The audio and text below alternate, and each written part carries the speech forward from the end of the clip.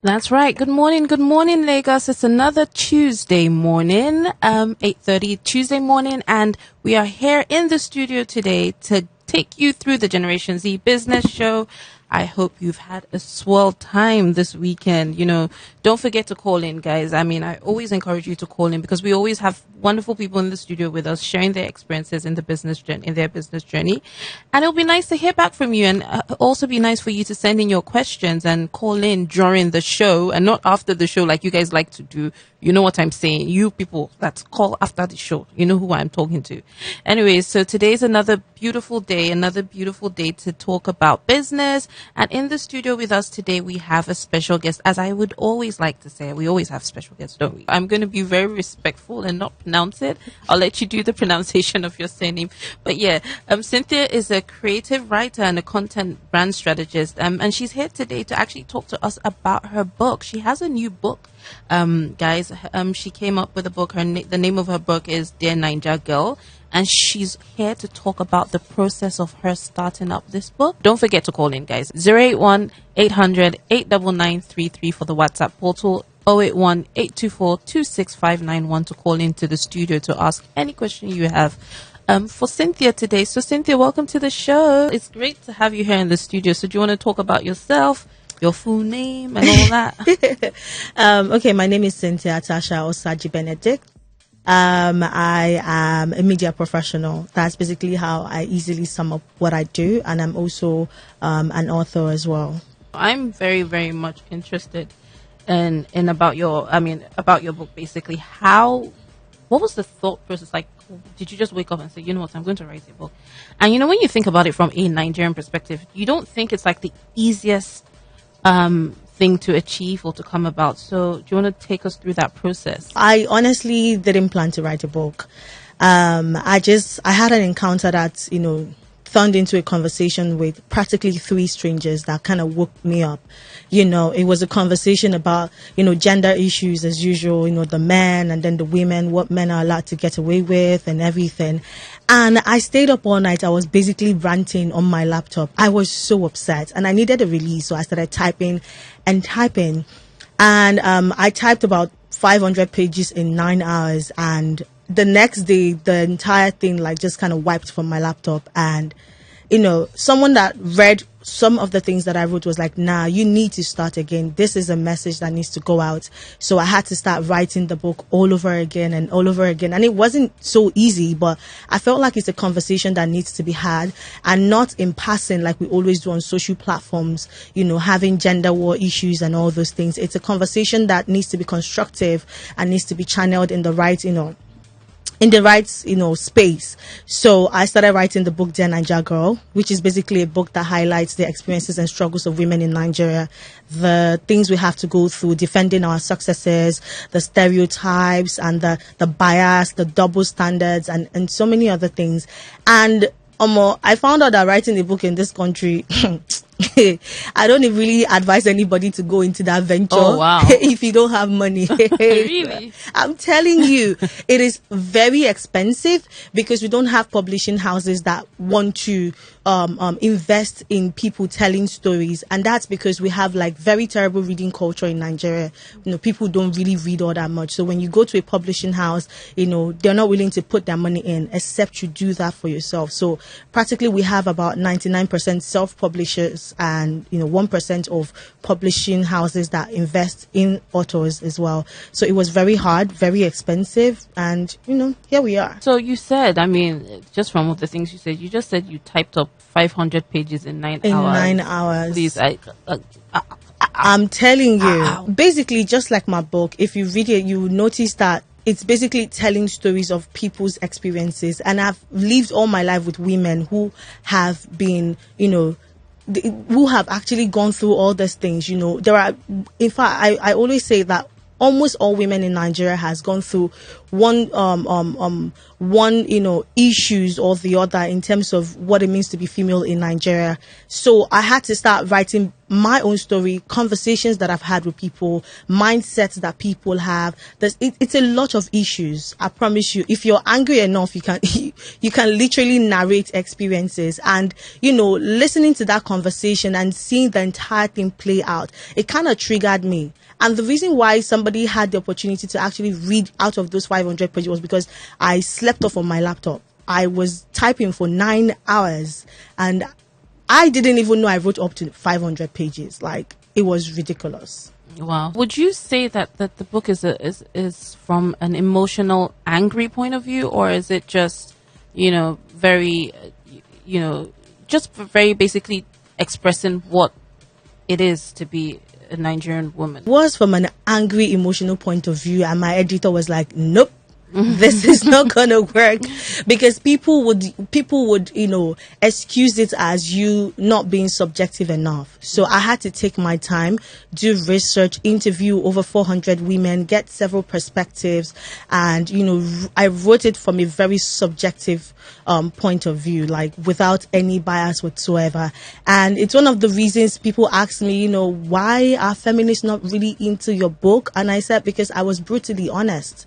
I'm not going to be biased, because I'm not trying to push a narrative. I'm trying to have a conversation, or to start up a conversation, actually. So you talked about, the struggles of basically even publishing this book. So is this like a one-off project for you, or is this something that's going to be continuous? It's definitely something that is going to be continuous, because the feedback has been absolutely amazing. Most of my highest orders are from Australia, the UK, and the US, as well as in Nigeria. And in Nigeria, my highest buyers are yes. And, they've been asking me, when are you going to write from the male perspective?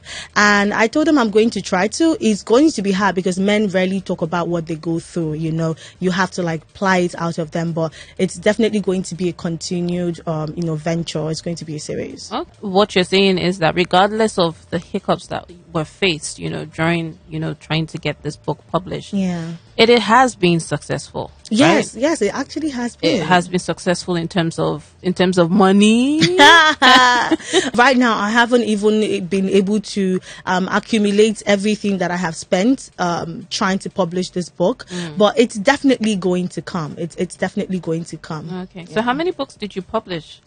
So I published about 500 copies in terms of paperback and hardcover. We also published on Amazon, Okada Books, Stellar, Smashwords. It's basically everywhere. It's everywhere. For a start, because I haven't even launched the book yet. Oh, okay. Basically, on pre-order, I already sold about 100 copies already.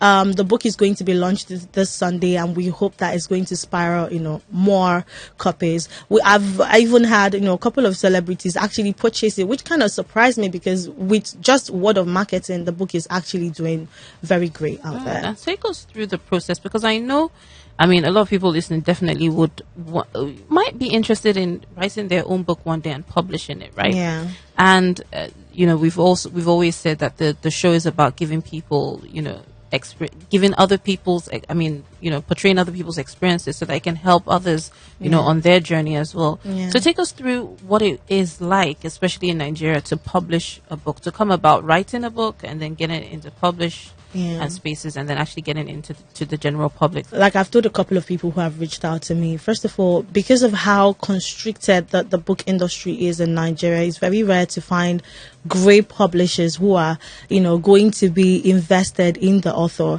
and not just in terms of finances, in terms of going all out for you, advising you, make sure, they protect your content from content theft, to make sure that, this is yours and this, you do it the right way. So the first step definitely is, putting pen to paper and then writing your book. And then when you're done writing your book, you need to find a publisher that, understands the messaging of your book and also believes in what your book stands for and, what you're trying to achieve with the book, because you can't just, go ahead to write a book without having like a thought out plan of what you want your book to do. And then, when you find those people, you also need to make sure that there are publishing houses that would protect your interests. It took me like 2 months before I was able to find one. There are so many of them in Lagos, and they are super, super expensive. And because you're a self-published author now, they wouldn't, go all out for you like that. So it took me 2 months to find, a publishing house that would do that for me. And, from then onwards, all you have to do is make sure you have the right amount of money. You need to make sure that you have your coins. In this publishing thing, nobody will do anything for you for free. Really? And you can't expect them to, yes, because when you're reaping the rewards of what you're doing, it's definitely going to be benefits to just you yourself. So you have to make sure you have your coin. It's super, super expensive, So and you need to be patient. if I may ask, for example, if I wanted to publish a book right now, Yeah. like how much must I have in my pocket, basically, to be thinking about it? To even just say, let me smell the thoughts. Well, it also depends on a couple of things. It depends on how many hard copy you want. It also depends on how many platform you want your soft copy to be on.